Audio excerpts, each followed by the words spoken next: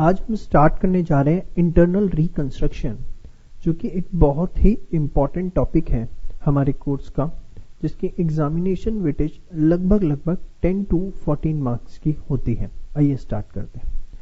सबसे पहले रिकंस्ट्रक्शन का मतलब क्या होता है?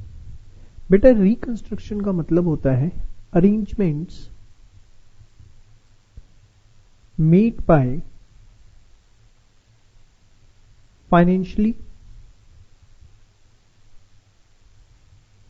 unsound companies। Financially unsound companies जो भी अरेंजमेंट्स करती हैं उसको बोला जाता है reconstruction. Sir, financially unsound companies arrangement करती हैं मतलब, ध्यान से समझिए बेटा। सपोज एक कंपनी है आपकी XYZ लिमिटेड।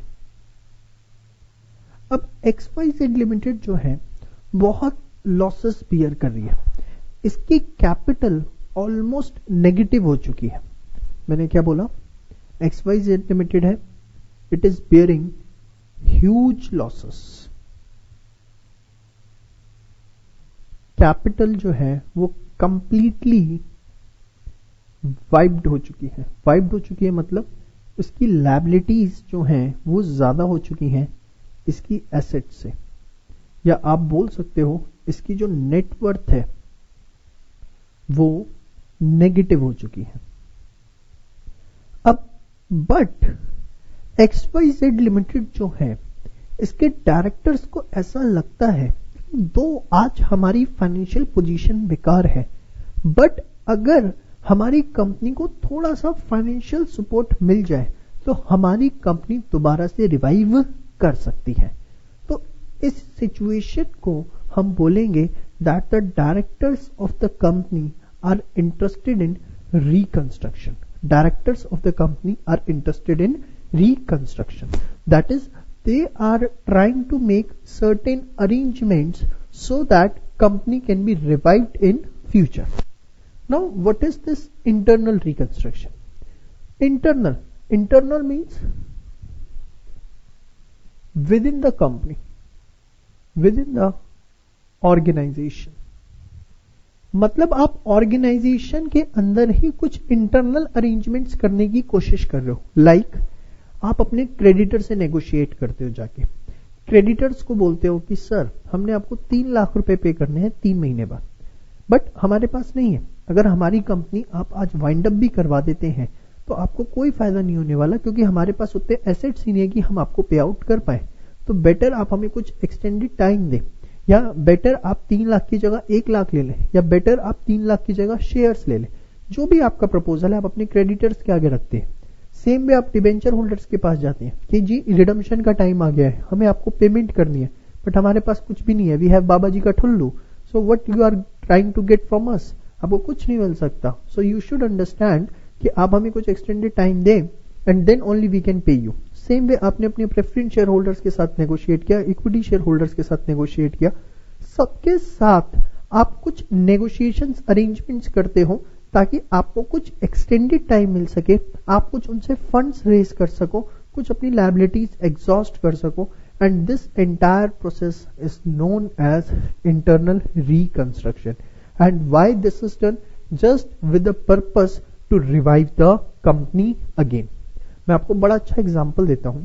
आपने एयरटेल सुना है? एयरटेल कंपनी का इंटरनल रिकंस्ट्रक्शन हुआ था in the year 2003। The company was about to wind up, company बंद होने के कगार पे खड़ी थी, और कंपनी को उस समय बट ऐसा लगा कि कम्युनिकेशन सेक्टर में हम आगे निकल सकते हैं, डायरेक्टर्स को ऐसा लगा कि वो आगे निकल सकते हैं, तो they opted for the process of internal reconstruction.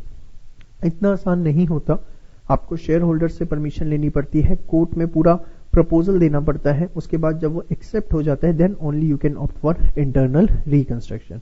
So what I can say about internal reconstruction कि it's a stage just before the winding up, कि winding up से पहले जो आपको एक proposal दिख रहा है वो internal reconstruction है, under which the directors of the company are trying to make certain financial arrangements internally. Internally means internally creditors, shareholders, or you can say the stakeholders of the company. Now अब इसके अंदर हमें यहां पर सारा का सारा इसका अकाउंटिंग एस्पेक्ट देखना है कि किस तरीके से हम उसकी अकाउंटिंग करेंगे.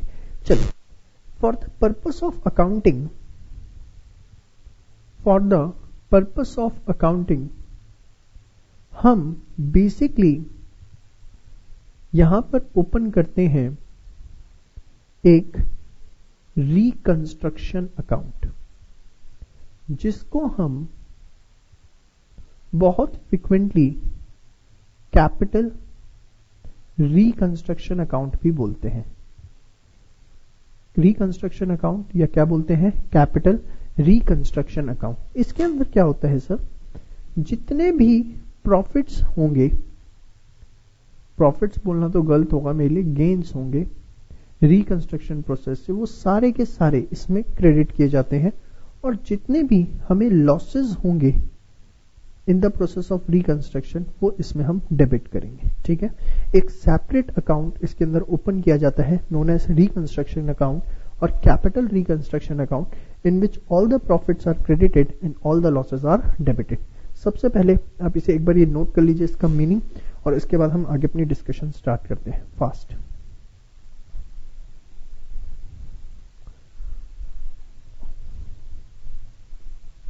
चलिए, नाउ अब हम एक एक करके अपनी पूरी डिस्कशन इन डिटेल लेके जाने वाले हैं अकाउंटिंग. ध्यान से देखिए. सबसे पहले for increasing the value of liabilities, for increasing the value of liabilities, हमें लायबिलिटीज की वैल्यू को इंक्रीज करना है. ध्यान से समझिए एक एक चीज. सपोज जब हम रिकंस्ट्रक्शन प्रोसेस में गए तो हमने क्रेडिटर दिखा रखे थे 5 लाख, बट हमें पता लगा हमें 5 लाख नहीं उनको 7 लाख रुपए देने, तो हमारे क्रेडिटर्स बढ़ गए. अब हमारे क्रेडिटर्स 5 की जगह 7 लाख के हो गए. बेटा नुकसान है या फायदा है? सर नुकसान है, क्योंकि लायबिलिटी बढ़ रही है. और लॉसेस अगर होते हैं, ध्यान से देखिए, तो मैंने आपको बताया कि लॉसेस के केस में हम रिकंस्ट्रक्शन अकाउंट जो है उसको क्या करेंगे सर, डेबिट करेंगे. और लायबिलिटी बढ़ती है तो हम उसे क्या कर देते हैं, लायबिलिटी बढ़ती है तो हम उसे क्या कर देते हैं, क्रेडिट कर देते हैं. ठीक है जी. रिकंस्ट्रक्शन डेबिट क्यों हुआ, क्योंकि सर ये लॉसेस हैं. और ये क्रेडिट क्यों हुआ सर, क्योंकि हमारी लायबिलिटी जो है वो बढ़ रही है. एग्जाम्पल देता हूं.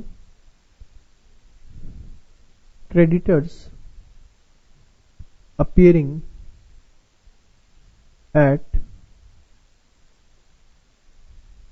rupees 5 lakh valued at rupees 7 lakh. जो क्रेडिटर्स 5 लाख के दिख रहे थे हमने उन्हें वैल्यू कितने में किया, 7 लाख. तो 2 लाख की लायबिलिटी हमारी बढ़ गई.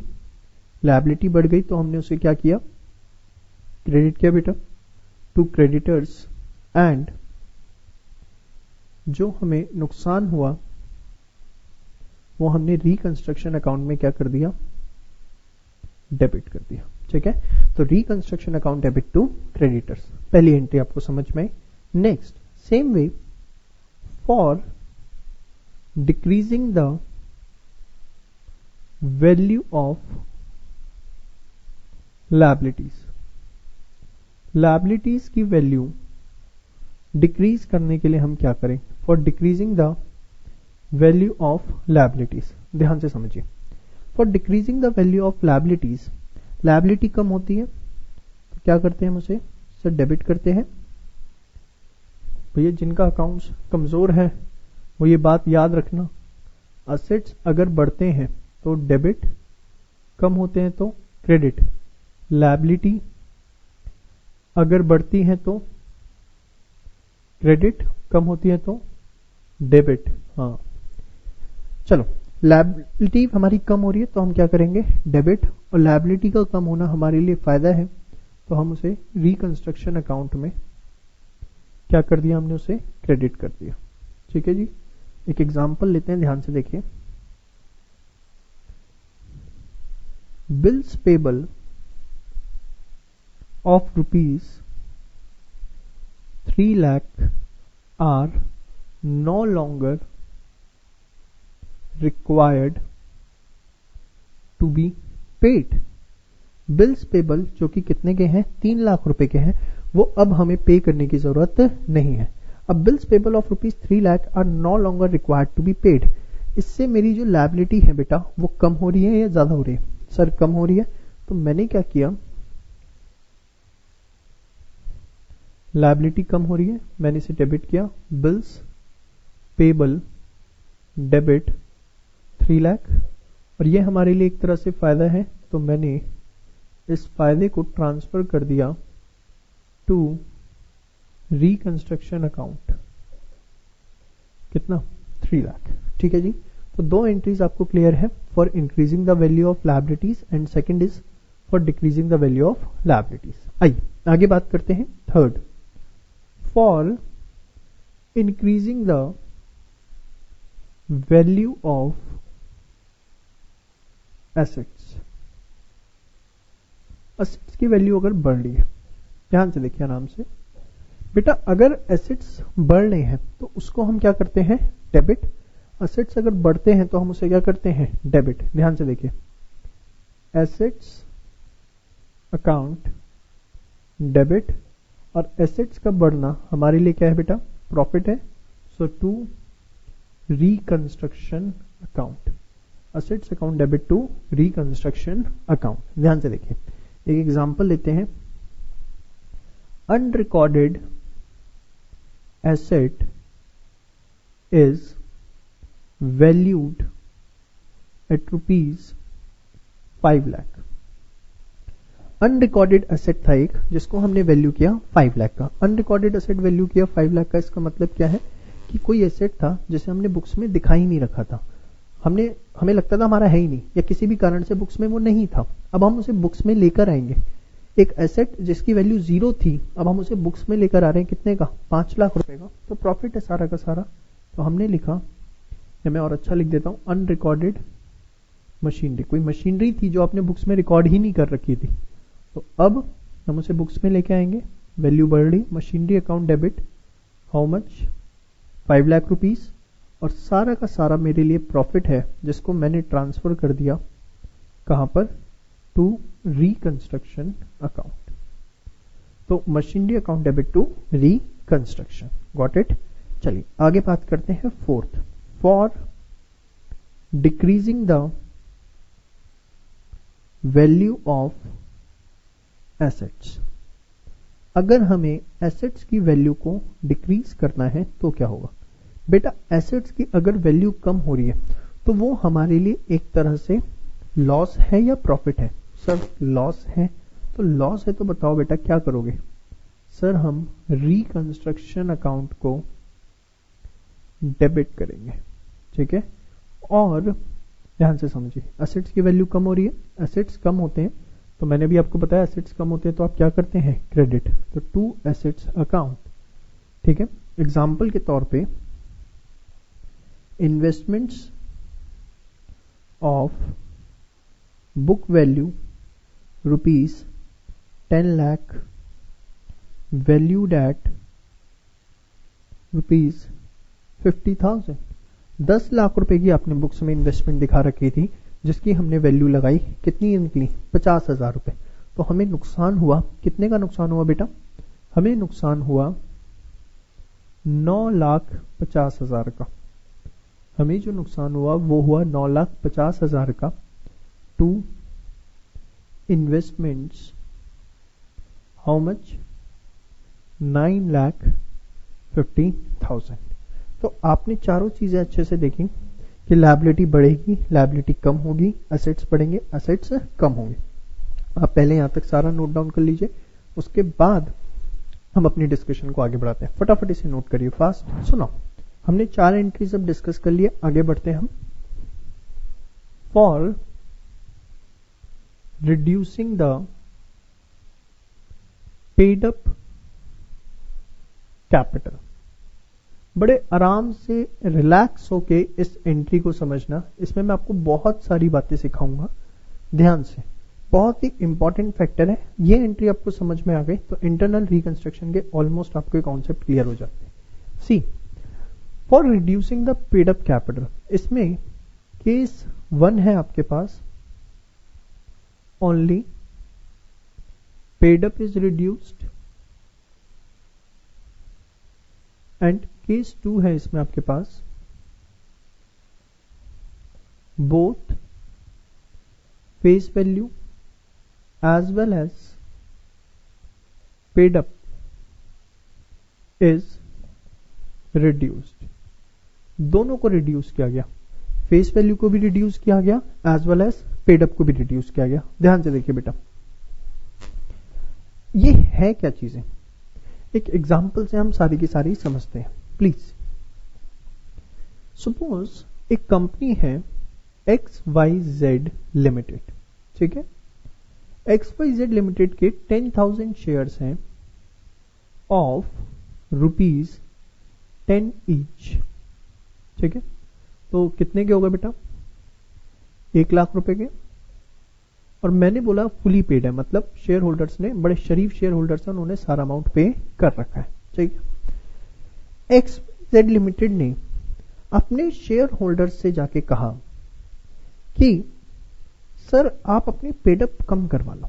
सर पेडअप कम करवा लो मतलब उन्होंने ये बोला कि आपके 10,000 शेयर है 10 रुपए के, आपने, हम मानते हैं आपने 10,000 रुपए 10 रुपए पर शेयर पे कर रखा है, फुली पेड है। फुली पेड का मतलब फेस वैल्यू भी इनकी 10 थी, बट आप अपनी इस कैपिटल को रिड्यूस करवा लो।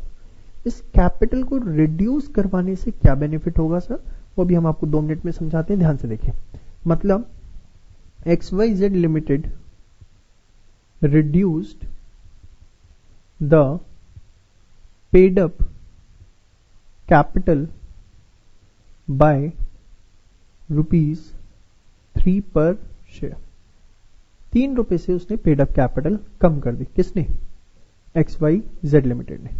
अब 3 रुपए से अगर पेड अप कैपिटल कम कर दी तो हुआ क्या इससे कि जो 10,000 शेयर्स थे वो अब कितने के रह गए, 7 रुपए के रह गए। मतलब कैपिटल कितने की आ गई, 70,000 की।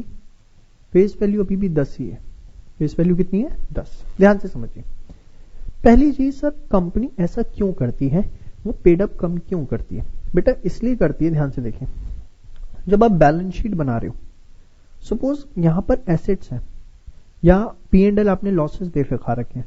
अब अगर इन एसेट्स की वैल्यू कम हो रही है या ये P&L हमें खत्म करना है, एसेट्स की वैल्यू कम हो रही है या P&L हमें खत्म करना है, तो यहां पर कैपिटल को भी तो कहीं ना कहीं हमें कम करवाना पड़ेगा। इस कैपिटल को भी तो हमें अपने शेयर होल्डर से कम करवाना पड़ेगा। अगर आप रिकंस्ट्रक्शन प्रोसेस में गए, आपको पता लगा आपने एक बिल्डिंग 1 करोड़ की रिकॉर्ड कर रखी थी, बट उसकी मार्केट वैल्यू सिर्फ 50 लाख रुपए है, वैल्यू कम हो गई एसेट की। या सपोज आपके एसेट साइड में आपको लॉसेस दिख रहे हैं, P&L का डेबिट बैलेंस दिख रहा है 30-35 लाख रुपए का।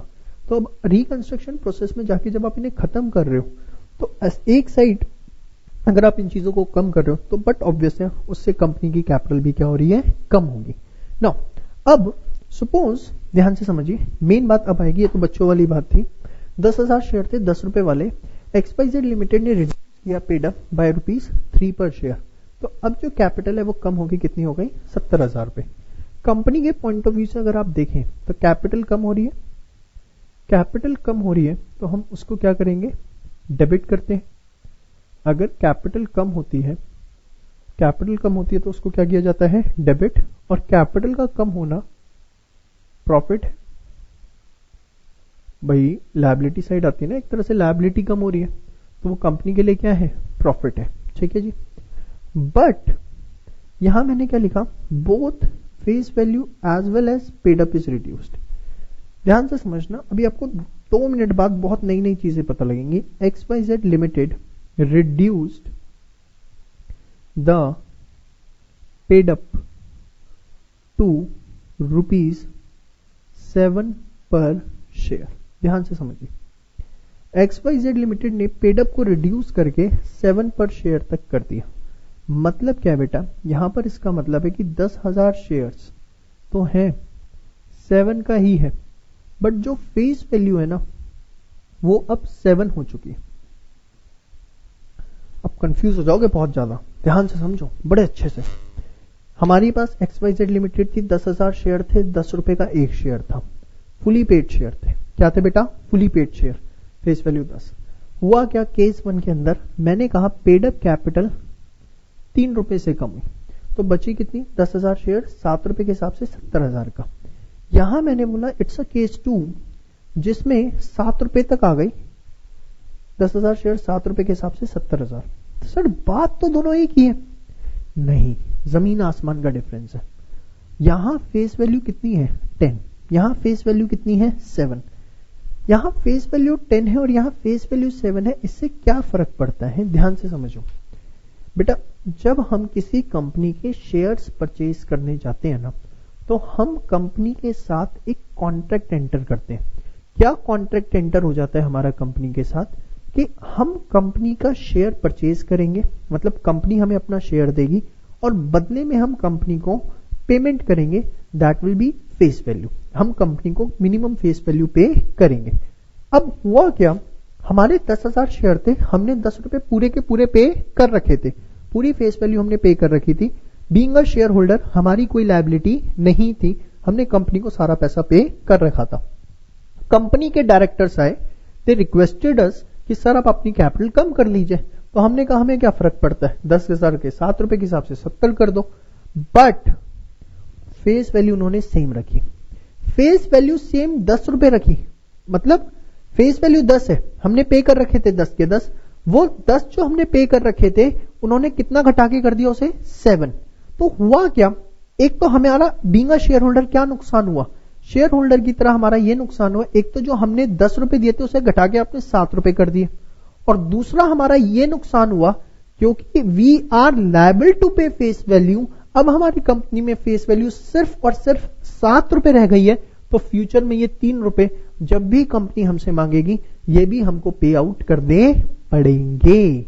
इट इज लाइक आप मेरे पास आए, मैंने आपको बोला बेटा फीस जो है आपकी कॉर्पोरेट अकाउंट्स की 10,000 रुपीज है, आपने 10,000 रुपीज डिपॉजिट करवा दिए।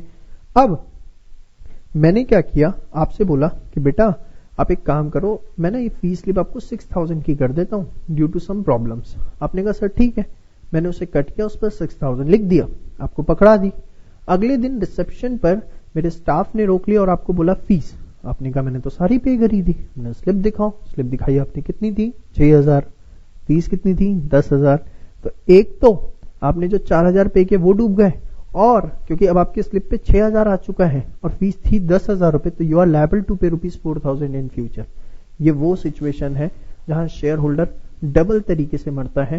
पहला जो उसने अमाउंट पे कर दिया वो गया, और सेकंड जब भी कंपनी फ्यूचर में अमाउंट मंगाएगी शेयर होल्डर को वो अमाउंट पे करना पड़ेगा। ठीक है, बट इस सिचुएशन के अंदर मैंने क्या लिखा, both face value as well as paid up is reduced, कि 10,000 शेयर से 7 रुपए का एक रह गया।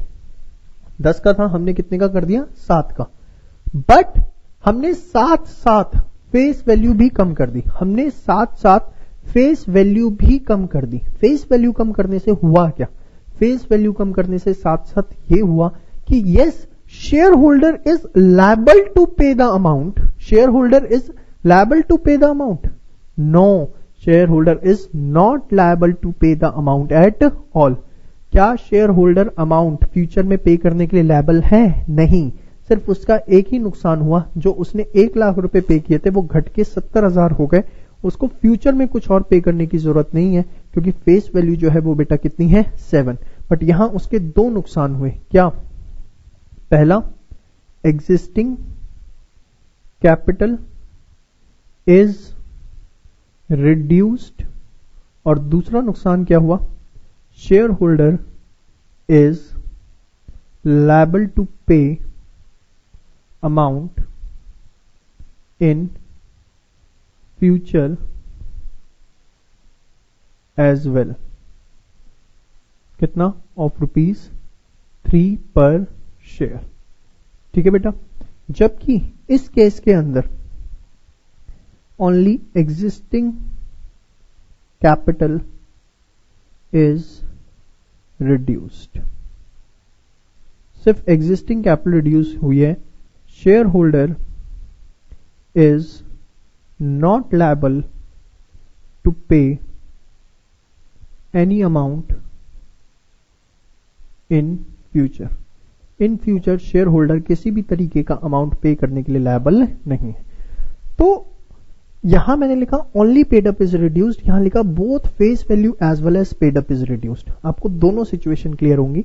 अब पहचान कैसे होती है बेटा, अगर क्वेश्चन में बाय लिखा हुआ है तो इसका मतलब it's a case one, that is only paid up is reduced. और अगर क्वेश्चन में बाय की जगह हमने टू लिखा है तो इसका मतलब क्या है, both paid up and face value is reduced. आपकी जो पहचान होगी वो बाय एंड टू से होगी। Got it.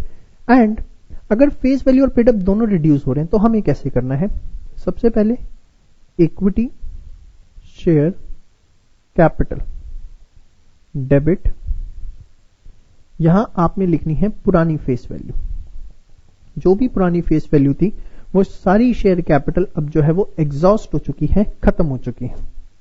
उसकी जगह कंपनी में नई share capital I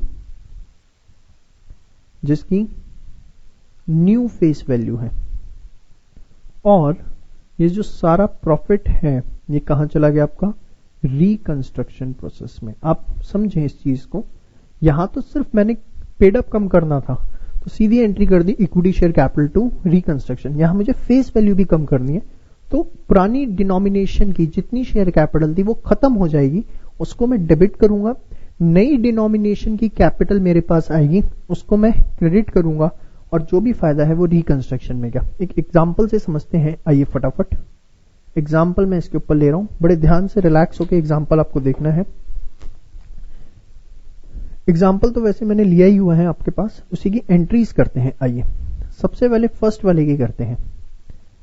XYZ limited decide reduce the paid up capital by ₹3 पर शेयर, तो only paid up is reduced. तो इस सिचुएशन में बेटा एंट्री क्या होगी, इसमें होगी equity share capital debit to reconstruction. How much amount बेटा, सर इसके अंदर 30,000 रुपए की वैल्यू कम हो गई, ठीक है। जबकि अगर आप सेकंड सिचुएशन देखते हैं उसमें हमारी फेस वैल्यू भी कम हुई है, तो इक्विटी शेयर कैपिटल डेबिट, पुरानी फेस वैल्यू कितनी थी, 10 रुपए, कैपिटल हमारी पूरी की पूरी पुरानी फेस वैल्यू वाली चली गई, और न्यू फेस वैल्यू की जो कैपिटल है वो हमारे पास आई to equity share capital. New face value हमारी कितनी है, 7 रुपीज है। कितना आया बेटा, 70,000 रुपीज। और ये जो सारा का सारा बेनिफिट है ये कहां चला गया, ये सर हमारा चला गया रिकंस्ट्रक्शन अकाउंट में। कितना, 30,000। So you should feel difference. देखो कहने को मैं इसे बड़ा सिंपल तरीके से पढ़ा सकता हूं कि बेटा अगर बाय लिखा हो तो ये एंट्री करनी है, टू लिखा हो तो ये एंट्री करनी है, but you should understand the implication कि क्यों किया जाता है।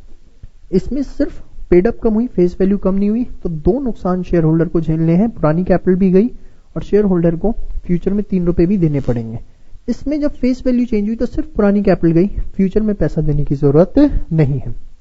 एंड ध्यान से समझिए, यहां पर हमने सिर्फ पेड अप कम करनी थी, यहां हमने पुरानी फेस वैल्यू को पूरा खत्म किया। पहले 1 लाख रुपए की जो कैपिटल थी, फिर नई कैपिटल आई 7 रुपए वाली फेस वैल्यू की, और सारा फायदा कहां गया, रिकंस्ट्रक्शन में। तो आप इसे पूरा का पूरा फटाफट नोट डाउन करिए। इसके बाद हम इसके एक आधा एग्जाम्पल और देखते हैं और फिर आगे मूव ऑन करते हैं। Fast note it.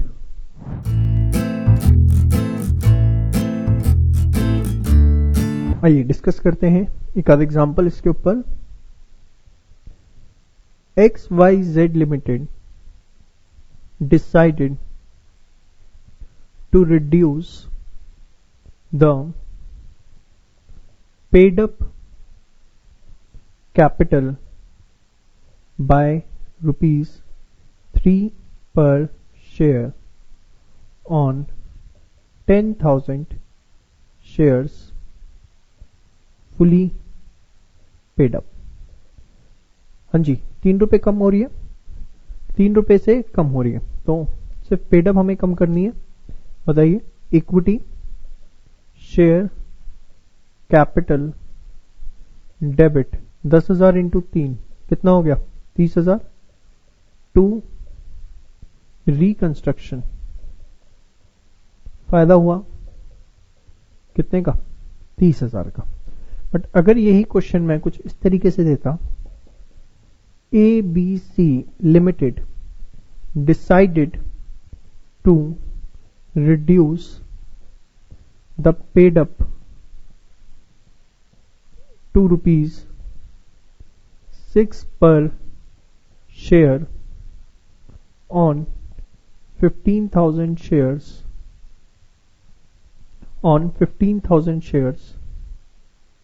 fully paid up। हाँ जी, इसमें आप कहेंगे कि सर इसमें साथ साथ फेस वैल्यू भी हमारी कम हो रही है, तो equity share capital debit to equity share capital. हाँ जी, कितना था पहले? 10, अब घट के कितना आ गया? 6। सारा बेनिफिट जो है वो कहां चला जाएगा सर? वो चला जाएगा हमारा रिकंस्ट्रक्शन अकाउंट में। 15,000 शेयर थे तो 1.5 लाख, यहां आ गया आपका 90,000 और यहां आ गया आपका कितना? 60,000। Got it. चलिए, तो यह आपने देखा पेड अप रिड्यूस होती है तो हम किस तरीके से चीजों को डील करते हैं। आगे हम बात करते हैं कुछ कॉमन छोटी छोटी एंट्रीज की। For contingent liability waived off। For contingent liability waived off, क्या मतलब होता है कंटीजेंट लायबिलिटी waived off? भाई कंटीजेंट लायबिलिटी सबसे पहले होती क्या है? लायबिलिटी डिपेंडेंट ऑन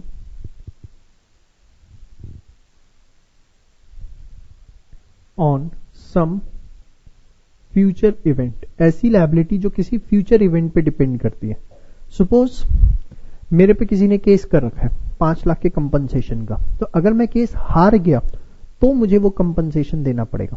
तो it's a liability which is depending upon the fact whether I am going to win और lose the case. So this is a contingent liability. और contingent liability जो है not recorded in books of accounts, इसको हम books of accounts के अंदर record नहीं करते, बस shown as footnote in balance sheet. उसको हम बैलेंस शीट में एक फुटनोट की तरह शो करते हैं। यही होता है। अब जो चीज आपने कभी बुक्स में दिखाई ही नहीं, आपने उसे कभी लायबिलिटी माना ही नहीं, बुक्स ऑफ अकाउंट्स में जो है ही नहीं, अगर वो खत्म हो गई, वो नहीं है, सच सच बताओ, कुछ एंट्री करेंगे? कुछ एंट्री नहीं करेंगे। अरे कभी हमने उसे अपनी बुक्स ऑफ अकाउंट्स में दिखाया ही नहीं, वो चीज अगर खत्म हो गई, वो वाइप ऑफ हो गई, वेव ऑफ हो गई, तो हमें कुछ करने की जरूरत नहीं। तो इसके लिए हम किसी भी तरह की कोई भी एंट्री रिकॉर्ड नहीं करेंगे। समझ में आ गई बात? बट ध्यान से सुनिए, अगर मैं कहता हूं पेमेंट ऑफ कंटीजेंट लायबिलिटी, हमें पेमेंट करनी पड़ जाती है कंटीजेंट लायबिलिटी। कंटीजेंट लायबिलिटी की हमें पेमेंट करनी पड़ गई। वेव ऑफ हो गई तो कोई दिक्कत नहीं, कभी बुक्स में दिखाया ही नहीं था। बट सपोज मैंने अपने फुटनोट में दिख रखा था कि मुझे शायद 5 लाख रुपए का कंपनसेशन देना पड़े, और अगर ऑल ऑफ सडन मैं कहता हूं भगवान ना करे मुझे वो कंपनसेशन देना पड़ जाए, तो बेटा वो मेरे लिए लॉस हुआ या प्रॉफिट हुआ? सर लॉस हुआ। तो आपने क्या किया, रिकंस्ट्रक्शन को डेबिट करना है। क्यों? क्योंकि वो आपके लिए एक तरह से क्या है, लॉस है। 2, आपका जो कैश कम हुआ आपने कर दिया टू कैश। होपफुली आपके मन में ये डाउट नहीं आना चाहिए कि सर आप इसकी एंट्री करो क्योंकि लायबिलिटी कम हो रही तो लायबिलिटी टू कैश। नो, क्यों नहीं मैं लायबिलिटी डेबिट कर रहा, क्यों मैं रिकंस्ट्रक्शन को डेबिट कर रहा हूं? क्योंकि हम उसे बुक्स ऑफ अकाउंट्स में कभी हमने दिखाया ही नहीं। जब वो बुक्स ऑफ अकाउंट्स में है ही नहीं, वो खत्म हो गई तो कोई एंट्री नहीं। और अगर वो अराइज हो गई, मुझे 5 लाख का कंपनसेशन देना पड़ गया, ऑल ऑफ सडन वो लायबिलिटी अगर हमारी अराइज हो गई, तो उस सिचुएशन के अंदर वो सारा का सारा पैसा मेरे लिए एक तरह से लॉस है। मैंने रिकंस्ट्रक्शन को डेबिट किया और कैश मेरे पास से जा रहा है, असेट्स क्या हो गए, कम।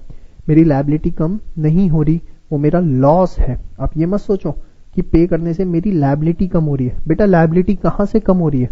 लायबिलिटी तो कभी बुक्स में दिखाई नहीं, तो लायबिलिटी कैसे मान लूं कि लायबिलिटी कम हो रही है? वो तो मेरा लॉस है, इस वजह से डेबिट हो रहा है। समझ में आ गई ना? चलिए, इसके एग्जाम्पल क्या होते हैं? जैसे मैंने आपको बोला लीगल क्लेम्स, कंटीजेंट लायबिलिटी का एग्जाम्पल। अच्छा, बिल डिस्काउंटेड, बिल डिस्काउंटेड ये भी कंटीजेंट लायबिलिटी है। ये क्या होता है? सपोज मेरे पास एक बिल रिसीवेबल आया, बड़े आराम से रिलैक्स होके सुनिए। मेरे पास एक बिल रिसीवेबल आया, बीआर आया मेरे फ्रेंड से। मैंने उसे अपने बैंक से डिस्काउंट करवा लिया क्योंकि मुझे इमीडिएट कैश की रिक्वायरमेंट थी। समझ में आया? मेरे पास बीआर आया, मैंने उसे अपने बैंक से डिस्काउंट करवा लिया, रीजन बीइंग मुझे कुछ कैश की रिक्वायरमेंट थी। अब ऑन ड्यू डेट बैंक जो है फ्रेंड के पास जाएगा और उससे अमाउंट रिकवर करेगा। बट अगर उसने अमाउंट पे नहीं किया तो बैंक किससे रिकवर करेगा? मुझसे रिकवर करेगा। तो this is again a liability for me कि अगर मेरा फ्रेंड अगर बैंक को ड्यू डेट पे पेमेंट नहीं करता है तो पेमेंट मुझे करनी पड़ जाएगी। सो this is again dependent on the fact whether my friend is going to pay the amount to the bank or not. If my friend will give the amount to bank, then this liability will not arise at all. However, if he gets fail in paying the amount to the bank, then this liability will get arised, and that's why it's a contingent liability for me. So bill discounted is again a contingent liability. Third, preference dividend in arrears. Preference dividend in arrears ये क्या होता है? Suppose आपकी कुछ preference share capital है जिसपे आपने पिछले 4 सालों से डिविडेंड पे नहीं किया। आपके पास कुछ प्रेफरेंस शेयर कैपिटल है जिसपे आपने पिछले 4 सालों से कोई डिविडेंड पे नहीं किया। अब आपको ये बहुत अच्छे से पता है कि प्रेफरेंस शेयर कैपिटल 2 तरीके की होती है। प्रेफरेंस कैपिटल 2 तरह की होती है, एक होती है क्यूमुलेटिव और एक होती है नॉन क्यूमुलेटिव। जिनको नहीं पता वो ध्यान से सुने। एक होती है क्यूमुलेटिव और एक होती है नॉन क्यूमुलेटिव। ये क्या होता है? अगर कंपनी प्रेफरेंस शेयर होल्डर्स को सपोज पिछले 3 सालों से डिविडेंड पे नहीं किया या 4 सालों से, और 5th ईयर में कंपनी के पास प्रॉफिट आए, तो कंपनी को 5th ईयर में सिर्फ करंट ईयर का डिविडेंड नहीं देना, पिछले 4 सालों का भी डिविडेंड पे आउट करना पड़ेगा। तो ऑल टुगेदर कंपनी को 5 सालों का डिविडेंड पे आउट करना पड़ेगा, which is known as cumulative preference. ऐसे जो प्रेफरेंस शेयर्स होते हैं उन्हें क्यूमुलेटिव बोला जाता है। क्यूमुलेटिव में क्या होता है कि अगर किसी पर्टिकुलर ईयर में आपने लॉसेस के चलते या किसी भी कारण से डिविडेंड नहीं पे किया तो वो इग्नोर नहीं होता। इन फ्यूचर ईयर्स अगर प्रॉफिट्स आते हैं तो वो आपको सारा का सारा पे करना पड़ता है। नॉन क्यूमुलेटिव, इसमें क्या होता है सर कि सपोज कंपनी ने 3 साल डिविडेंड नहीं पे किया, 4थे साल प्रॉफिट्स आए, वो डिविडेंड पे कर रही है, तो सिर्फ उसे 4थे साल का डिविडेंड देना है अगर वो नॉन क्यूमुलेटिव प्रेफरेंस शेयर्स है। पिछले 3 सालों का उसको डिविडेंड पे करने की जरूरत नहीं है। तो अगर प्रेफरेंस डिविडेंड इन अरियर लिखा हुआ है, इसका मतलब क्या है कि हमने कुछ सालों से डिविडेंड पे नहीं किया। अब हमें कब डिविडेंड ये पे करना पड़ेगा? जब कंपनी के प्रॉफिट्स आएंगे, अदरवाइज हमें ये पे करने की जरूरत नहीं है। तो इसीलिए इसे कंटीजेंट लायबिलिटी में हमने शो कर रखा है। Contingent liability in the sense कि अगर फ्यूचर में सपोज 4 सालों से हमने डिविडेंड पे नहीं किया तो ये हमारे लिए क्यों कंटीजेंट लायबिलिटी है? क्योंकि ये हमें तभी पे करना है जब हमारे पास इतने प्रॉफिट्स आएंगे। अगर प्रॉफिट्स नहीं आएंगे तो हमें ये पे करने की भी जरूरत नहीं है। तो preference dividend in arrears, arrears मतलब हमने पे नहीं किए हैं काफी टाइम से, आउटस्टैंडिंग है, वो भी हमारे लिए कंटीजेंट लायबिलिटी होती। इंटरनल रिकंस्ट्रक्शन के क्वेश्चन में ये आपको बहुत फ्रीक्वेंटली देखने को मिलेगा, ऑलमोस्ट हर क्वेश्चन में। प्रेफरेंस डिविडेंड इन अरियर्स या तो कहेगा वेव ऑफ हो गया तो कोई एंट्री करने की जरूरत नहीं है, या कहेगा पे करना है तो आप कर दोगे रिकंस्ट्रक्शन टू कैश। तो होपफुली आपको कंटीजेंट लायबिलिटी का ट्रीटमेंट समझ में आया सारा का सारा। आप फटाफट एक बार इसे सारा का सारा जो मैंने बोर्ड पे लिखा है एक बार इसे आप सारा का सारा नोट डाउन कर लीजिए। उसके बाद हम अपनी डिस्कशन को आगे बढ़ाते हैं, जो भी हमें चीजें इसमें करनी है। Now we are going to discuss certain journal entries related from settlement of liabilities. ध्यान से देखिए, अब सेटलमेंट ऑफ लायबिलिटीज को लेके कुछ एंट्रीज फिक्स तो नहीं आएगी किस तरीके की आएंगी, क्या हो सकता है, बट हम इसकी एक लैंग्वेज अंडरस्टैंडिंग को लेके एक बेसिक चीजें समझने की कोशिश करेंगे कि क्या क्या इसमें हमसे पूछा जा सकता है। नाउ सपोज मैंने आपको बोला creditors of book value ₹1,00,000 agreed to take investments of book value ₹50,000 at ₹70,000 and rest of creditors except equity shares in full settlement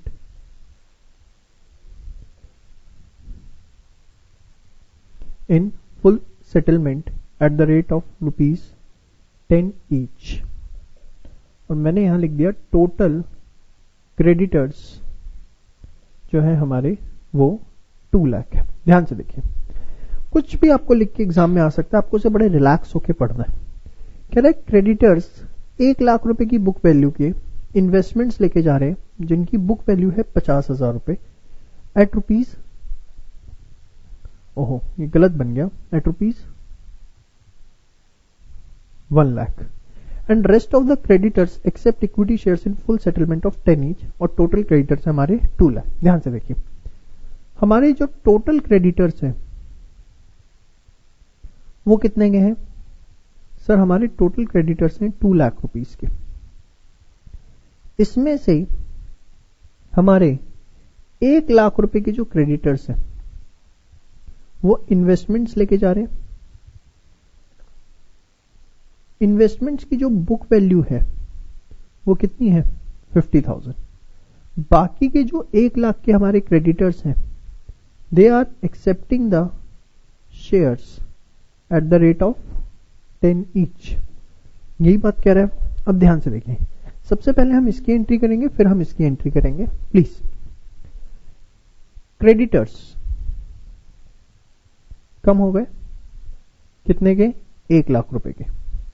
हमारी इन्वेस्टमेंट्स भी हमारे पास से चली गई, बट हमारी इन्वेस्टमेंट्स की जो बुक वैल्यू थी वो तो 50 ही थी, बुक में तो 50 की दिख रही थी। तो एक तरह से हमें पूरे प्रोसेस के अंदर बेनिफिट हुआ, कितने का बेनिफिट हुआ सर? हमें पूरे प्रोसेस में 50,000 रुपीज का बेनिफिट हुआ।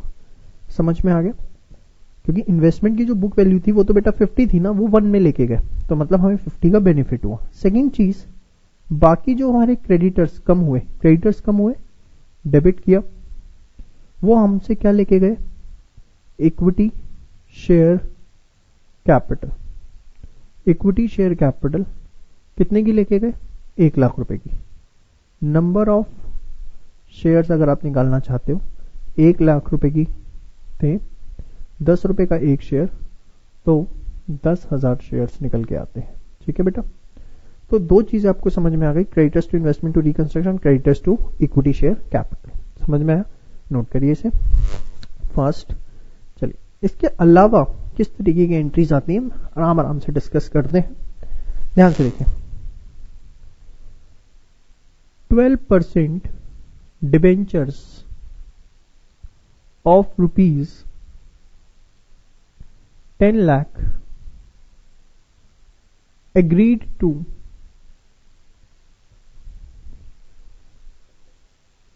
take over new debentures of 15% such that amount of interest remains same as before. Remains same as before. 12% debenture 10 lakh रुपए के agreed to take over new debentures of 15%, और इस तरीके से कि जो इंटरेस्ट था वो क्या है, सेम है। ध्यान से देखिए बेटा, ये कैसे होगा। आप सबसे पहले बताओ, interest on 12% debentures, interest on 12% debentures कितना था, 10 लाख का 12% 1,20,000। ठीक है। Suppose new debentures are of ₹X। New debentures हमारे X रुपीस के हैं, तो X रुपीस का जो 15% है, वो कह रहा है X रुपीस का जो 15% है वो 1,20 होगा। क्यों 1,20 होगा, क्योंकि अगर न्यू डिबेंचर X रुपीस के हैं और उस पर हम 15% इंटरेस्ट दे रहे हैं, उसने बोला है amount of interest remains same as before, मतलब पहले भी 1,20 था तो अब भी कितना रहेगा बेटा, 1,20 रहेगा। सिर्फ हमने परसेंटेज ऑफ इंटरेस्ट बढ़ा दी, अब 12 की जगह 15% देंगे, but the gross amount of interest will remain same. पहले 1,20 था, वो अभी 1,20 है। तो जो हमारी x की वैल्यू है that will B 1,20,000 multiply by 100 divide by 15, ये आ गई कितने की बेटा, 8 लाख रुपीस की। तो हम जो न्यू डिबेंचर्स इश्यू करेंगे that will be of ₹8 lakh. So how it will be recorded, see हमारे पुराने डिबेंचर्स खत्म हो गए, पुरानी लायबिलिटी हमारी खत्म हो गई, जो लायबिलिटी हमारी वाइप आउट हो रही है, खत्म हो रही है, लायबिलिटी कम हो रही है ना ये वाली, तो हमने इसे डेबिट किया, कितना, 10 लाख रुपए। इसकी जगह हमारे न्यू डिबेंचर्स आए टू 15% डिबेंचर्स, कितने का है बेटा, 8 लाख रुपए के हमारे नए डिबेंचर्स आए, लायबिलिटी हमारी बढ़ रही है। ठीक है। और बाकी जो हमारा 2 लाख रुपए है वो एक तरह से क्या हो गया, बेनिफिट हो गया, क्योंकि हमें 10 लाख की जगह सिर्फ 8 लाख के डिबेंचर्स इशू करने पड़े। तो इस पूरे प्रोसेस के अंदर हमें 2 लाख रुपए का कहीं ना कहीं जो है वो बेनिफिट देखने को मिला। तो बेसिकली मैं आपको क्या बताना चाहता हूं, ये जो मैंने आपको ये 2 एंट्रीज बोर्ड पे लिख के समझाने की कोशिश करी, सेटलमेंट ऑफ लायबिलिटी को लेके वो कुछ भी पूछ ले, जनरली वो इसी तरह की एंट्रीज पूछता है, सबसे फ्रीक्वेंट एंट्रीज वो यही पूछता है, बट फिर भी हमें क्वेश्चन की लैंग्वेज को पढ़ना है और जैसा जैसा वो कहेगा वैसे वैसे आपको करता जाना है। अपना दिमाग बिल्कुल भी नहीं लगाना। वो आपने एक लाइन सुनी होगी, तुम अगर दिन को रात कहोगे तो रात कहेंगे, बस वही वाली बात है, जैसा क्वेश्चन कहेगा वैसे वैसे आप करते जाओ, किसी भी तरह की कोई गलती होने के चांसेस नहीं है। फटाफट एक बार आप ये सारा का सारा नोट डाउन करिए fast. Let's move on the discussion. अब कुछ बेसिक एंट्रीज की बात करते हैं। फॉर रिकंस्ट्रक्शन एक्सपेंसेस, अगर रिकंस्ट्रक्शन से रिलेटेड कुछ एक्सपेंसेस है तो उसकी जर्नल एंट्री क्या होगी, ध्यान से देखिए।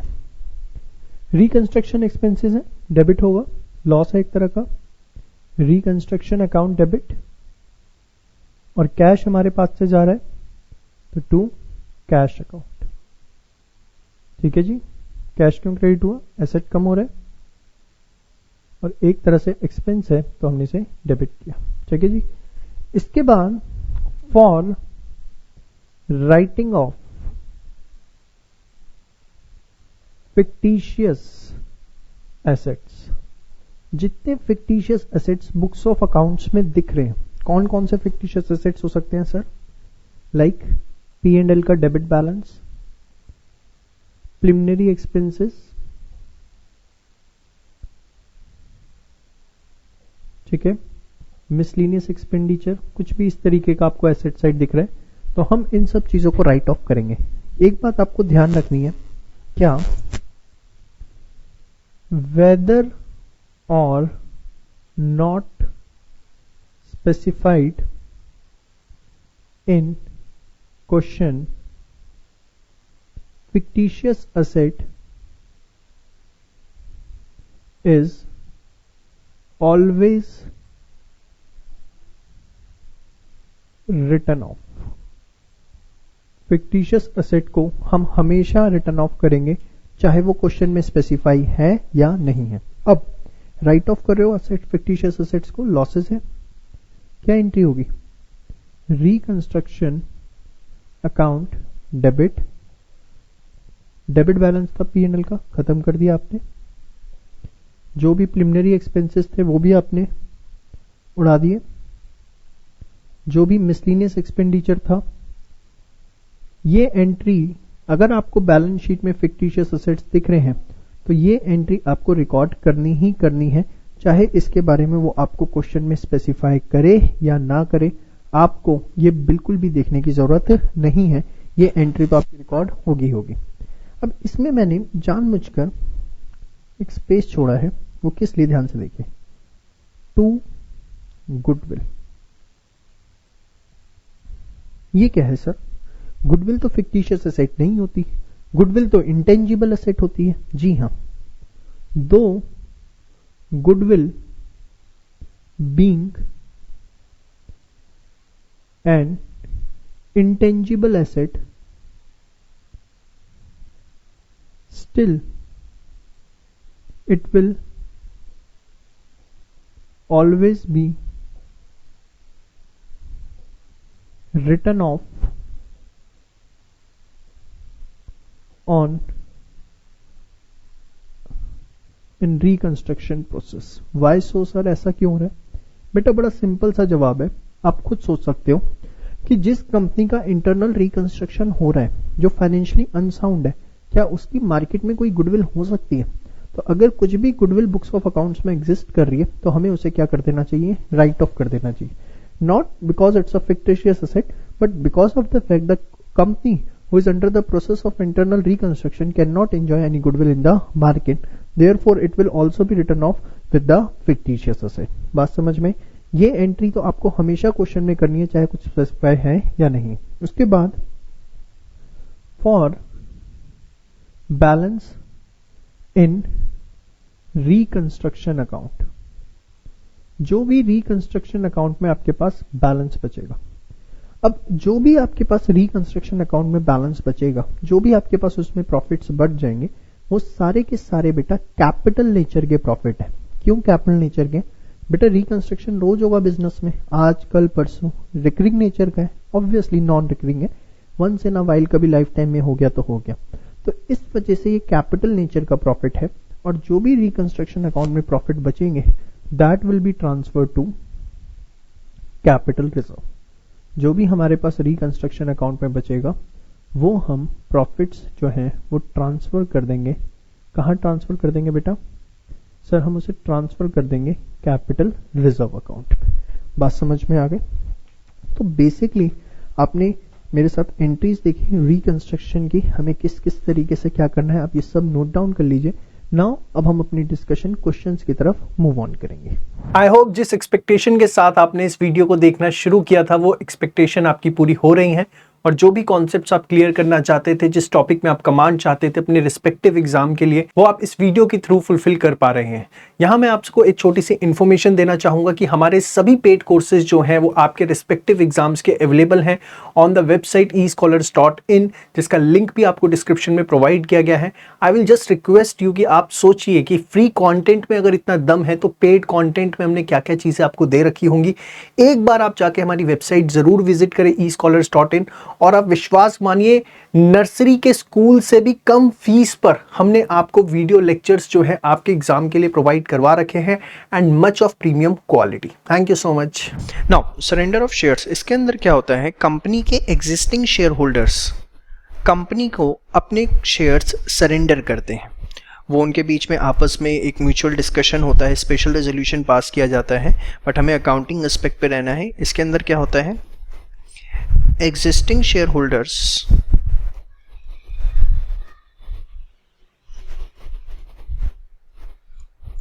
surrender their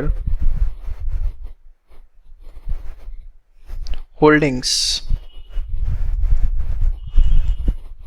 टू कंपनी, और कंपनी फिर ये जो शेयर होल्डर ने सरेंडर किए हैं वापस दे दिए कंपनी को, उसका क्या करती है, either used for settlement of liability, या तो कंपनी इससे अपनी कोई लायबिलिटी की सेटलमेंट करती है, या इनको कैंसिल कर दिया जाता है। अब ज़रा ध्यान से देखिए किस तरीके से अकाउंटिंग एस्पेक्ट होता है। अभी मैं पहले जर्नल डिस्कस करूंगा, आपको ओवरव्यू दूंगा, उसके बाद एक एग्जांपल से ये सारा का सारा कॉन्सेप्ट आपको एकदम क्लियर होगा। थोड़ा सा पेशेंस रखना पड़ेगा क्योंकि टॉपिक टेक्निकल है। आइए, सबसे पहले मैं अगर इसकी जर्नल की बात करूं,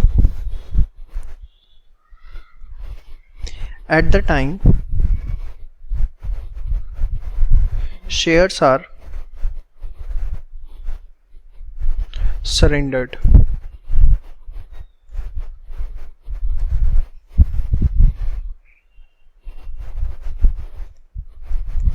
जब कंपनी शेयर्स को सरेंडर करती है तो क्या होगा। देखिए, शेयर सरेंडर हो रहे हैं तो कंपनी की शेयर कैपिटल क्या होगी, कम होगी। शेयर कैपिटल कम होगी तो हम क्या करेंगे, डेबिट। तो क्या बना, share capital debit to share surrender. ठीक है, अब ध्यान से देखें, कंपनी सपोज इन शेयर सरेंडर को क्रेडिटर्स को दे देती है और अपनी लायबिलिटी खत्म करती है।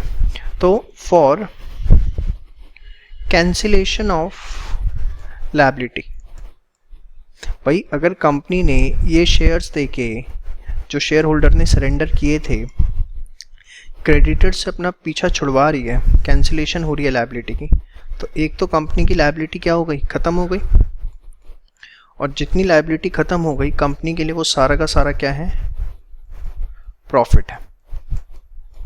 अब आप कहोगे शेयर भी तो इशू हुए हैं, वो भी मैं कर रहा हूं, ध्यान से देखिए। फॉर इशूइंग शेयर्स, क्योंकि कंपनी उनको साथ साथ क्या शेयर्स इशू करेगी, शेयर्स कहाँ से इशू करेगी, शेयर सरेंडर में से। तो उसके लिए एंट्री होगी शेयर सरेंडर, जो कि आपका डेबिट हुआ था, क्रेडिट हुआ था, वो अब उतना बैलेंस कम हो जाएगा जितने शेयर आपने सरेंडर किए हैं, और इसकी जगह पिक्चर में क्या आ जाएगी, टू शेयर कैपिटल। बात समझ में? तो आपको होपफुली मेरी बातें समझ में आ रही हूँ। शेयर सरेंडर करने के लिए entry share capital to share surrender, फिर लायबिलिटी कम हो रही है तो क्रेडिटर डेबिट, और ये सारा का सारा फायदा है। शेयर इशू कर रहे हैं तो share surrender to share capital. थोड़ा थोड़ा समझ में आ रहा है, सफिशिएंट, क्योंकि एक एग्जांपल लूंगा सारी बातें समझ में आ जाएंगे। ठीक है, अब for balance in share surrender, अगर कुछ बैलेंस बच गया शेयर सरेंडर में तो कंपनी के लिए वो सारा का सारा मुनाफा हो गया, प्रॉफिट हो गया, यस और नो। तो जितना भी बैलेंस है शेयर सरेंडर में, शेयर सरेंडर से वो ट्रांसफ़र हो जाएगा कहाँ पर, रिकंस्ट्रक्शन अकाउंट में। वो सारा का सारा कंपनी के लिए क्या है, प्रॉफिट है। अब ये चार एंट्रीज इसके अंदर बेसिकली होती हैं, ए बी सी डी। अब मैं चारों एंट्रीज के बेसिस पर आपको कुछ क्वेश्चन प्रैक्टिस करवाता हूँ ताकि आपका ये कॉन्सेप्ट और क्लियर हो। ठीक है, आइए चलिए, क्वेश्चन आपके सामने है। XYZ Limited has share capital of rupees 10 lakh. Shareholders decided to surrender 30% of holdings. आप आराम से क्वेश्चन पढ़ते जाओ, उसकी जर्नल एंट्री करते जाओ। 30% ऑफ होल्डिंग, तो 10 लाख का 30% कितना होता है, 3 लाख। तो एंट्री क्या होगी, share surrender debit, share capital debit to share surrender. Company की कैपिटल कम हो गई, और टू शेयर सरेंडर कितना हो गया, 3 लाख। 3 लाख, बात समझ में आ गई। इसके बाद out of the share surrender, half of the shares are issued to creditors of rupees 2 lakh. आप बताओ इन फुल सेटलमेंट। आपने आपको बोला कि जितने के शेयर सरेंडर हुए, कितने के हुए बेटा, 3 लाख रुपए के, इसमें से आधे शेयर्स, आधे कितने होते हैं, 1.5 लाख के, ये मैंने इशू किए किसको, क्रेडिटर्स को। तो पहले आप इशू की एंट्री करो, क्या एंट्री होगी बताओ, share surrender debit to share capital, कितने से, 1.5 लाख और 1.5 लाख। और आप ये बताओ इन शेयर सरेंडर जो हुए हैं इनको इशू करने से आपकी लायबिलिटी कितने की खत्म हो गई, 2 लाख रुपए की, ठीक है। तो क्रेडिटर्स आपके 2 लाख रुपए के खत्म हो गए, तो क्रेडिटर्स डेबिट 2 लाख, जितनी की लायबिलिटी खत्म हुई है सारा का सारा अमाउंट कहाँ चला जाएगा, रिकंस्ट्रक्शन में। अब आपके मन में यहाँ एक आधा डाउट आ सकता है, वो मैं अभी क्लियर करता हूँ आपको क्या डाउट आ सकता है। क्रेडिटर्स टू रिकंस्ट्रक्शन, अब कितना बैलेंस बचा शेयर सरेंडर में, 3 लाख सरेंडर हुए थे, उसमें से 1.5 लाख यहाँ पर इशू होगा, तो बचा कितना, 1.5 लाख। तो यहाँ पर share surrender debit to reconstruction कितना बेनिफिट होगा, 150,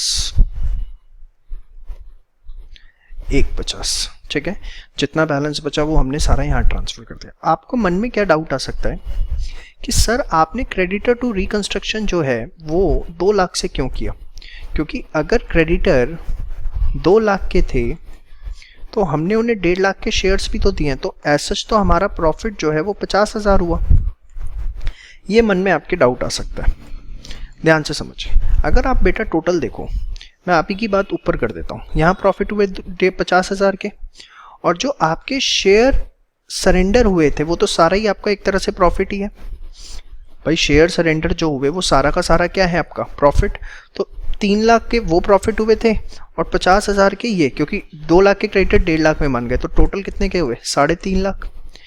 आप देखो एंट्री से वो 3.5 लाख ही आ रहा है, 1.5 लाख यहाँ आ रहा है और 2 लाख यहाँ आ रहा है। कितना आ रहा है यहाँ पर भी आपका 3.5 आ रहा है। ओवरऑल पिक्चर आप देखोगे तो सेम आएगी, बट ये चीज़ जो आप ऐसे निकाल रहे हो ना प्रॉफिट, ये वर्किंग नोट में तो ऐसे निकल सकते हैं, लेकिन एंट्रीज के थ्रू ऐसे नहीं निकल सकते। बेशक आप ट्राई करके देख लो किसी भी तरीके से, एंट्री आपको ऐसी करनी पड़ेगी कि आप पहले शेयर सरेंडर करो, जितने के इशू हो गए उसे इशू करो, जो लायबिलिटी पूरे अमाउंट से, सिर्फ प्रॉफिट अमाउंट से नहीं, पूरे अमाउंट से आपने उसे क्या कर दिया, सेटल कर दिया, और उसके बाद शेयर सरेंडर टू रिकंस्ट्रक्शन। आप देखोगे ओवरऑल प्रॉफिट जो आप सोच रहे हो वही आपके 3.5 लाख रुपए आ रहे हैं, उसमें कोई फर्क नहीं पड़ने वाला। बट आप इसे सीधे इस तरीके से कर ही नहीं पाओगे। आप करके देख लो किसी भी तरीके से, क्या करोगे, creditors debit to share surrender to share capital. अब शेयर कैपिटल कहाँ से आ गए, मतलब करके देखो, आप कहीं से कोई पहुंच ही नहीं पाओगे उस एस्पेक्ट पे। मैं बहुत रिसर्च कर चुका हूँ, सिर्फ एक इकलौता तरीका यही है इसके लिए। चलो मैं एक क्वेश्चन आपको और देता हूँ इसके ऊपर। चलिए एक और क्वेश्चन आपके सामने है, थोड़ा सा टेक्निकल किया है। एबीसी लिमिटेड की शेयर कैपिटल है 50 लाख रुपए की। Share holders decided to surrender 20% of holding. सबसे पहले शेयर सरेंडर की एंट्री करेंगे, क्या होगी बताओ, share capital debit to share surrender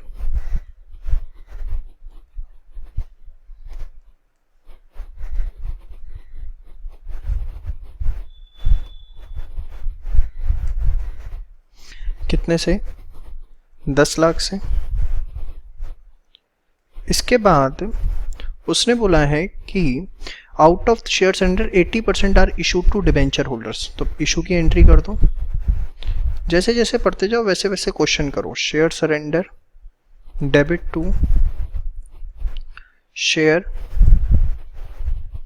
capital, कितना, 80%, तो 8 लाख। आगे देखो क्या लिखा हुआ है,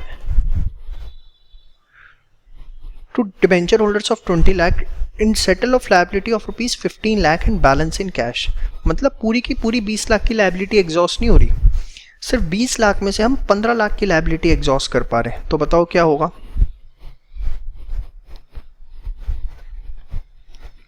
डिबेंचर्स डेबिट टू रिकंस्ट्रक्शन कितना जाएगा, टू कैश। देखो डिबेंचर हमारे 20 लाख के हैं, बट उसमें यहाँ पर 15 लाख ही सेटल हो रहा है। हमें यहाँ पर बेसिकली देखना है कि लायबिलिटी कितनी सेटल हो रही है। आप 8 लाख के डिबेंचर देके, 8 लाख के शेयर देके सिर्फ 15 लाख की लायबिलिटी सेटल कर पा रहे हो, तो यहाँ कितना आएगा 15 लाख, और बैलेंस किस में है, कैश में। अब 10 में से सिर्फ 8 इशू हुए, तो बाकी जो 2 लाख हैं शेयर सरेंडर टू क्या हो जाएगा बताओ, रिकंस्ट्रक्शन। कितना, 2 लाख 2 लाख। हाँ, समझ में आई बात आपको। तो ये था आपका शेयर सरेंडर का कॉन्सेप्ट। शेयर सरेंडर करवा दो, उसके बाद इशू कर दो, जितने की लायबिलिटी सेटल हुई। बस इसमें बस आपको मेन ध्यान रखना है कि यहाँ पर जो है कैंसिलेशन में क्या आएगा, अमाउंट ऑफ लायबिलिटी सेटल्ड। जितने की लायबिलिटी क्या हो रही है, सेटल हो रही है, वो इसके अंदर आएगा। ठीक है जी। चलिए बच्चों, अब हम बात करते हैं सब डिवीजन ऑफ शेयर्स की। देखिए सब डिवीजन ऑफ शेयर्स क्या होता है, जब कोई कंपनी अपने नंबर ऑफ शेयर्स बढ़ा देती है और फेस वैल्यू को कम कर देती है, तो उसको हम बोलते हैं sub division of shares. For example, suppose company के 10,000 इक्विटी शेयर्स हैं और एक शेयर है 10 रुपये का, तो कंपनी की शेयर कैपिटल कितने की हुई, 1 लाख की। बट सपोज कंपनी ने डिसीजन लिया कि हम फेस वैल्यू कम कर देंगे और 10 रुपये से 1 रुपये कर देंगे। ठीक है, 10 रुपये से 1 रुपये कर देंगे और नंबर ऑफ शेयर्स जो है वो उतने ही बढ़ा देंगे। मतलब नंबर ऑफ शेयर 10,000 से 1 लाख कर दिए और फेस वैल्यू क्या कर दी, 1। देखिए टोटल कैपिटल अभी भी सेम है जो पहले थी, पहले भी 1 लाख की कैपिटल थी, अब भी 1 लाख की कैपिटल है। लेकिन अगर आप ध्यान से देखें तो जो फेस वैल्यू थी वो 10 रुपये से घटकर 1 रुपये आ चुकी है, फेस वैल्यू कम हो चुकी है और नंबर ऑफ शेयर 10,000 से 1 लाख हो चुके हैं, मतलब बढ़ चुके हैं। यस और नो। तो एक्चुअली कंपनी इसलिए ऐसा इसलिए करती है ताकि जब कंपनी के नंबर ऑफ शेयर्स बढ़ जाएंगे तो स्टॉक मार्केट के अंदर वॉल्यूम ज़्यादा हो जाएगा, ट्रेडिंग ज़्यादा हो पाएगी, तो इसलिए सब डिवीजन किया जाता है। अब सब डिवीजन की जर्नल एंट्री क्या होती है, अगर आप जर्नल एंट्री की बात करें तो जो भी इक्विटी शेयर कैपिटल है account debit to equity share capital. अब आप कहेंगे equity share capital to equity share capital, sir इससे क्या फ़ायदा। जी हाँ, एंट्री तो यही होगी कि एक कैपिटल कम हो गई और दूसरी कैपिटल आ गई। बस यहाँ आपको ब्रैकेट में लिखना है ओल्ड फेस वैल्यू और यहाँ लिखना है आपको न्यू फेस वैल्यू। पुरानी फेस वैल्यू कितनी थी, 10 रुपये, न्यू फेस वैल्यू कितनी है, 1 रुपये। तो देखिए आप एंट्री जो हमने इसकी करी, equity share capital to equity share capital 1 lakh, यहाँ पे हमने लिखा ओल्ड फेस वैल्यू कितनी थी, ओल्ड फेस वैल्यू 10, और यहाँ लिखा न्यू फेस वैल्यू वो कितनी थी, 1। तो बहुत ही सिंपल सा कॉन्सेप्ट है, इसके अंदर कुछ भी अलग बात नहीं है। ठीक है, फिर सेम वे सब डिवीजन का अपोजिट होता है बेटा कंसोलिडेशन ऑफ शेयर्स। कंसोलिडेशन में क्या होता है, सपोज कंपनी के 10,000 इक्विटी शेयर्स हैं 10 रुपये का, इसमें कंपनी जो है अपनी फेस वैल्यू बढ़ा देती है, फेस वैल्यू ऑफ शेयर जो है वो बढ़ जाती है, जैसे 10 से 100 कर दी, और नंबर ऑफ शेयर्स कम हो जाते हैं, 10,000 से 1,000 हो गए, तो नंबर ऑफ शेयर्स कम हो जाते हैं, फेस वैल्यू बढ़ जाती है, तो 1 लाख 1 लाख। देखिए चाहे कंसोलिडेशन हो या सब डिवीजन हो, in both the cases the amount will remain same, but the only difference is in consolidation number of shares will fall, in subdivision number of shares will increase, the entry will remain same, equity to equity share capital, सिर्फ narration change हो जाएगी, being share consolidated। आप देखिए equity share capital to equity share capital, old face value जो थी वो कितनी थी, 10 रुपये, और न्यू फेस वैल्यू जो है वो कितनी है, 100 रुपीज़। ठीक है, तो ये है आपका sub division and consolidation of shares.